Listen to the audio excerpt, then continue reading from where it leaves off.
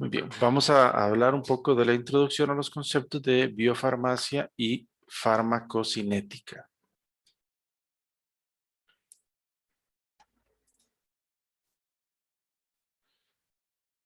¿Qué vamos a entender como biofarmacia?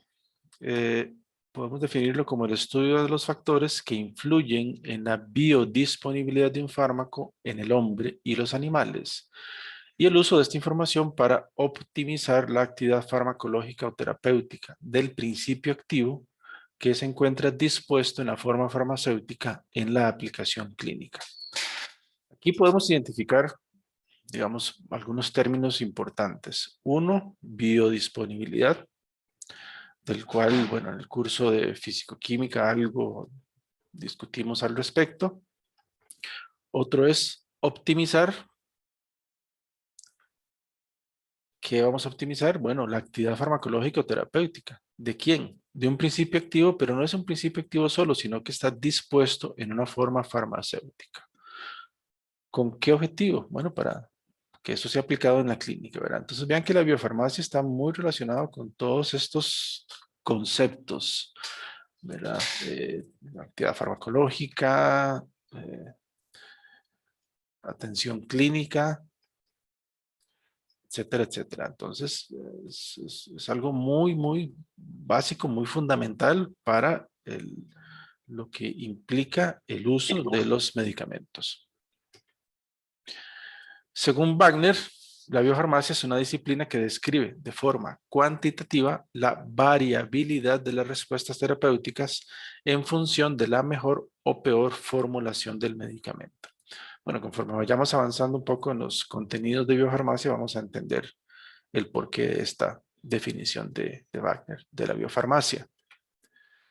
Mismo Wagner nos indica que la farmacocinética podríamos verla como el estudio y la caracterización de la evolución temporal de los fármacos y sus metabolitos en los diferentes fluidos, tejidos y emuntorios del organismo, así como el estudio de la evolución de la respuesta farmacológica y la construcción de modelos adecuados para interpretar los datos obtenidos. Es la disciplina que se encarga del estudio de los procesos de absorción, distribución, metabolismo y excreción, que se resumen en este acrónimo ATME, que si le incluimos el que vamos a ver ahora de primero, que es liberación, es lo que llamaríamos el sistema LATME, de los medicamentos, de sus bases fisiopatológicas y de sus implicaciones, tanto en el diseño de nuevos fármacos y formas farmacéuticas, como en la optimización de los tratamientos farmacológicos. Entonces vean que están íntimamente relacionadas tanto la biofarmacia como la farmacocinética. Verás, realmente en la práctica, como les decía antes, es muy difícil separarlas. ¿Qué sucede cuando se administra el fármaco a un organismo? Va a sufrir, digamos, podemos verlo desde un punto de vista para estudiarlo, que va a sufrir varias etapas. Vamos a hablar primero de una fase biofarmacéutica, una fase farmacocinética y una fase farmacodinámica. Y ya vamos a proceder a explicar en qué consiste cada una de estas fases. Vamos aquí a revisar un poco, bueno, cuando hablemos de biofarmacia, ¿qué vamos a estudiar? Bueno, uno, todos los factores físico-químicos que influyen en la administración de los fármacos bajo diferentes formas farmacéuticas. Además, todos los posibles efectos de la forma farmacéutica en la respuesta biológica que se obtenga con ese fármaco. Los factores fisiológicos que van a incidir en el desempeño del fármaco que está contenido en las diferentes formas farmacéuticas. Y estudia la forma farmacéutica propiamente dicha, bajo la cual el fármaco es administrado. Entonces, tenemos, por decirlo así, una tríada, que es la que influye en el efecto farmacológico que se alcance. Uno es el fármaco. Dos, la forma farmacéutica en la cual está contenido ese fármaco y es la que se administra a un individuo. Entonces, la combinación de estos tres factores son los que van a determinar el efecto farmacológico que se alcance y el grado de ese efecto farmacológico. Entonces, la secuencia de lo que le sucede al fármaco una vez que es administrado es más o menos la siguiente. El paciente va donde un médico, relata sus síntomas, el médico hace un diagnóstico y prescribe un fármaco para tratar la dolencia que tenga el paciente. El fármaco se le administra al paciente. Supongamos que es una forma farmacéutica que requiere una desintegración de la misma para liberar el principio activo, que es lo que veremos más adelante. Y para que se dé la disolución del mismo en los fluidos biológicos. Esto es lo que vamos a llamar la fase biofarmacéutica. Cuando el fármaco ya está disuelto en algún fluido biológico, está disponible para la absorción. Por lo tanto, entonces ahora va a ocurrir en primer lugar el proceso de absorción para que luego el fármaco se distribuya, se metabolice y se elimine. Esta es la fase farmacocinética.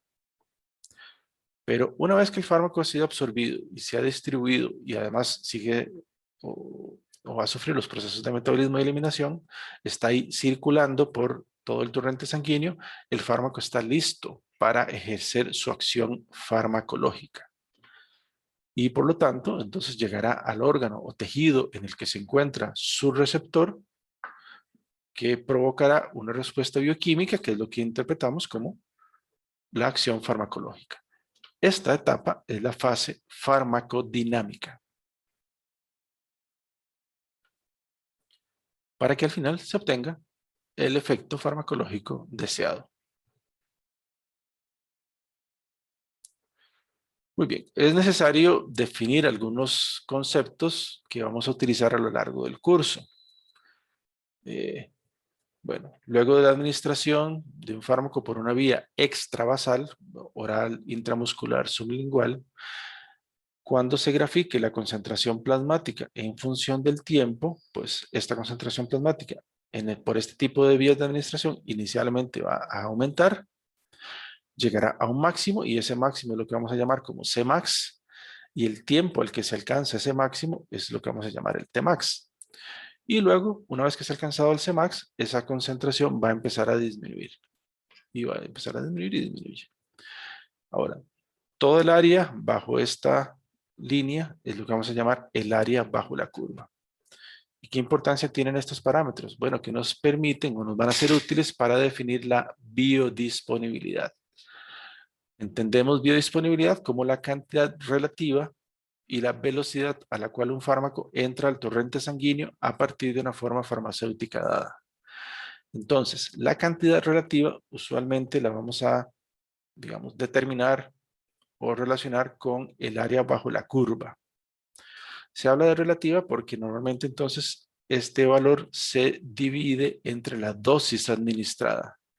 Y de esta manera, entonces lo hacemos una cantidad relativa y no absoluta, ¿verdad? Claramente, entre mayor dosis se administre, uno debería esperar, en principio, un área bajo la curva mayor. Por eso, entonces, si yo al final quiero comparar con otra vía de administración o con otra formulación, entonces debo trabajar con cantidades relativas. Por eso, el área bajo la curva se normaliza dividiéndola entre la dosis. Y, repito, eso nos relaciona a la cantidad relativa.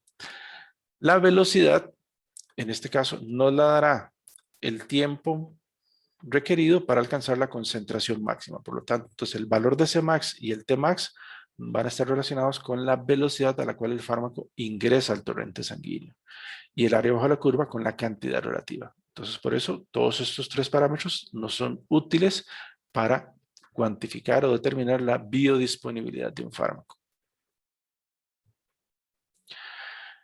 ¿A qué vamos a llamar medicamento?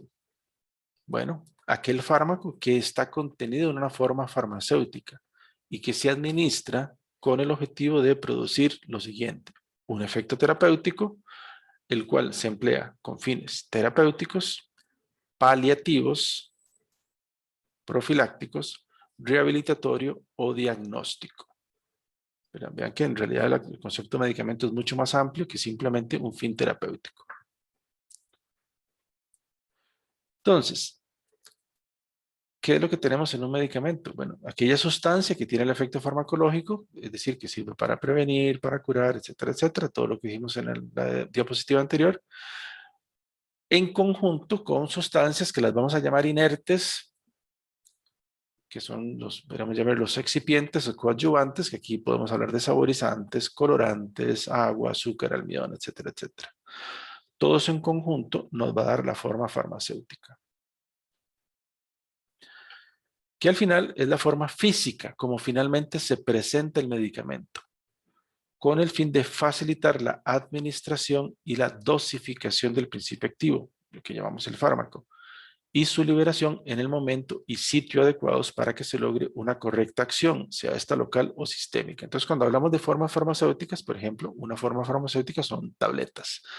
Y dentro de las tabletas podríamos hablar de tabletas de liberación inmediata o de liberación sostenida o modificada.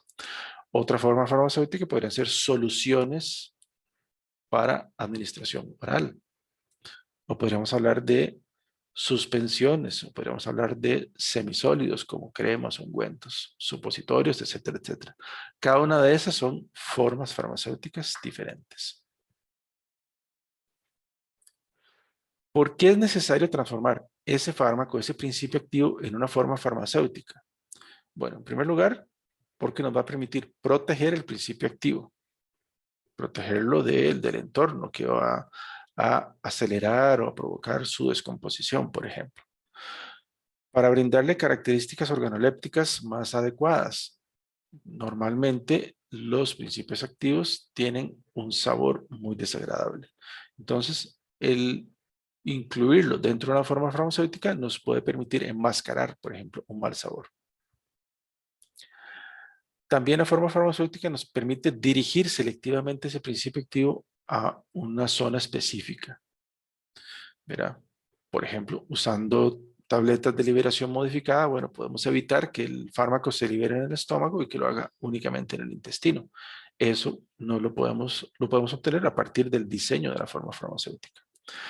También posibilita la administración por determinada vía, nos permite utilizar dosis muy pequeñas, pero hay algunos medicamentos que tienen de principio activo cantidades de microgramos, ¿verdad? Que si se fuera a administrar eso, el principio activo solo es muy difícil de medir. Y también la forma farmacéutica nos puede permitir un control más específico de la absorción del principio activo. Y ya veremos esto cuando analicemos un poco la biofarmacia. Las vías de administración también son determinantes. ¿Qué es una vía de administración? Es aquel sitio del organismo donde se aplica un medicamento con el fin de que actúe allí mismo cuando se busca una acción local o de que sea absorbido para actuar en otros sitios cuando se busca una acción sistémica. Las vías de administración más comunes y los lugares de absorción cuando procede, pues serían las que podemos ver acá. Bueno, tenemos las vías parenterales, entre ellas la intravenosa, donde como ingresa directamente al torrente sanguíneo, no se habla de absorción, o las parenterales extravasculares, es decir, que no son directamente en un vaso, hablamos de la inyección intramuscular o la vía subcutánea, y quizás la más utilizada, la vía oral. Ahí tenemos varias. Ahora, esto es muy importante. Para que un medicamento llegue al sitio en que tiene efecto su acción, es necesario que atraviese una serie de membranas. Y para que atraviese una serie de membranas, tiene el principio activo, el medicamento, tiene que estar disuelto en un fluido biológico. Entonces, esto es muy importante. Ahora, este lugar donde se obtiene el efecto, que usualmente es por la unión en algún tipo de receptor, bueno, puede ser a nivel de una membrana celular, el receptor puede estar ubicado en la membrana, o puede ser en el interior de la célula. Igualmente, para llegar a esta célula, el fármaco tiene que haber atravesado mínimo membranas del endotelio capilar, ¿verdad? Para que llegara al torrente sanguíneo, eso es lo mínimo, y muy probablemente otro tipo de membranas. Ok. Pensemos acá en un mismo principio activo que se administra, ya sea por diferentes formas farmacéuticas y por diferentes vías de administración. Entonces, hablamos de que la biodisponibilidad nos da a entender o nos relaciona aquella concentración del fármaco que nosotros administramos con respecto a la cantidad de fármaco que encontramos en la circulación sistémica. Entonces, puede ser que administremos una misma dosis por diferentes vías y esto nos va a provocar resultados diferentes. Y acá lo podemos ver. Entonces, la vía intravenosa inmediatamente coloca todo el fármaco en la circulación sanguínea. Y por eso aquí vean que no hay un proceso de incremento de la concentración. Simplemente se obtiene una concentración, la que sea, y a partir de ahí el fármaco se va eliminando. En la vía rectal, oral o intramuscular se necesita un proceso de absorción para que el fármaco llegue a la circulación. Por eso, en las curvas de concentración plasmática en función del tiempo para estas tres vías de administración, vemos que hay una parte inicial creciente, se llega a un máximo y luego viene una parte descendente. ¿Ok? Entonces, esto es muy importante, ¿verdad? Lo usual es que la biodisponibilidad vaya aumentando en esta dirección. La rectal es la que normalmente presenta menor biodisponibilidad, luego tendríamos la oral, luego la intramuscular y por supuesto la intravenosa, donde la biodisponibilidad es total porque todo el fármaco llega a la circulación sanguínea.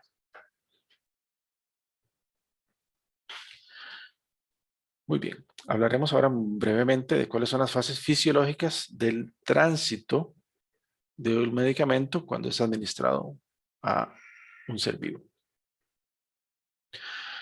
En este caso podemos hablar de que un medicamento tiene dos vidas.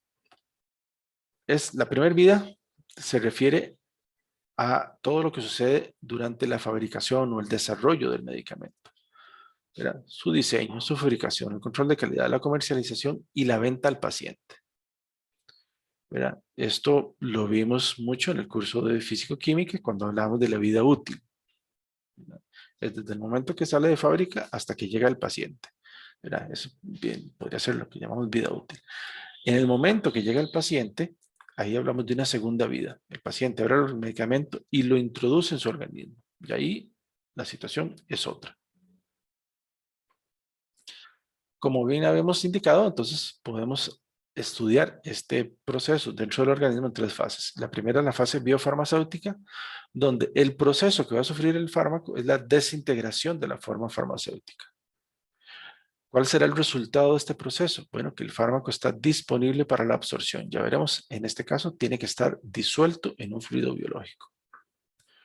Y una vez que el fármaco está disponible para la absorción, inicia la fase farmacocinética, donde el proceso es la absorción, distribución, metabolismo y eliminación. ¿Cuál es el resultado del proceso farmacocinético, de la fase farmacocinética? Que el fármaco ahora sí está disponible para la acción, es decir, puede llegar al tejido u órgano donde se unirá a su receptor. Y ahí iniciaría la fase farmacodinámica, donde el proceso es esa interacción entre el fármaco y su receptor, dando como resultado, como ya lo habíamos dicho antes, el efecto terapéutico. Con respecto a este efecto terapéutico, que es la fase farmacodinámica, se puede evaluar de muchas maneras. Entre muchas de ellas tenemos, bueno, en el caso de un individuo únicamente, ¿verdad? Podemos medir ese efecto en función de la dosis.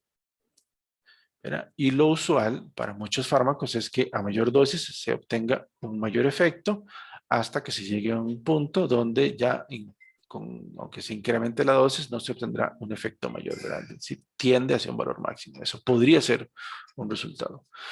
Y si midiéramos eso en muchos individuos, y ya podríamos hablar de una población, entonces podríamos encontrar que a una cierta dosis se alcanza en esa población el máximo efecto, ¿verdad? Y usualmente eso sigue una distribución normal. Entonces son maneras de evaluar o de medir esta farmacodinámica. Y en esta imagen, pues lo que me gusta es que se resume bastante de lo que hemos dicho, ¿verdad? Las tres fases, la fase biofarmacéutica, farmacocinética y farmacodinámica. Que entonces, dependiendo de las vías de administración, vamos a estar en la fase biofarmacéutica. Por ejemplo, si la administración es intravenosa, eliminamos u obviamos la fase biofarmacéutica y entramos directamente a la fase farmacocinética.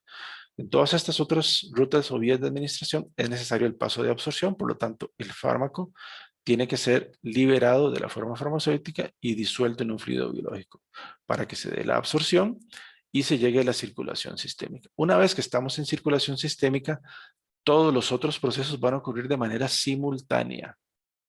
Simultánea, es decir, distribución hacia los diferentes tejidos u órganos, metabolización y eliminación. ¿Ok? En el caso de que ingrese a un tejido u órgano y se dé la interacción con el receptor, pues entonces se obtendrá una respuesta biológica, que es lo que hemos venido comentando.